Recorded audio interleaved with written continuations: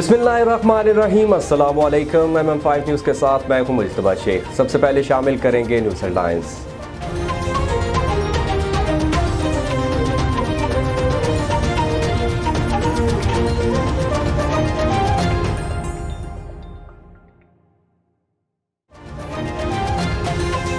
Corona virus से 92 अफराद जाँ बहक हो गए, जिसके बाद अमवात की तादाद 21,022 हो गई।